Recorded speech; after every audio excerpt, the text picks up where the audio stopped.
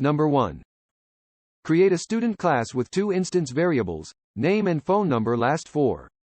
Then add a method to print out the student's information, including their name and the last four digits of their phone number. Please pause the video and begin writing your code once you have understood the question.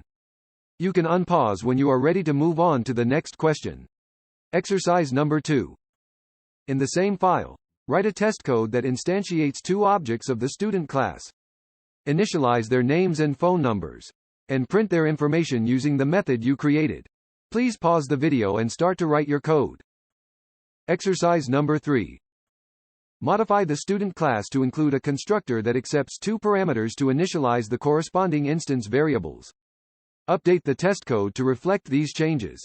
Please pause the video and start to write your code. Exercise number 4. Modify the student class to include encapsulation by creating getter and setter methods for each variable. Update the test code to use the getter and setter methods instead of directly accessing the variables.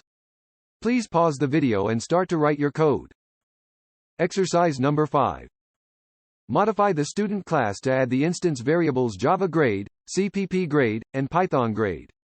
Add a method to calculate the average of those grades. Update the test code to initialize all instance variables and calculate the average score of the three subjects for each student object.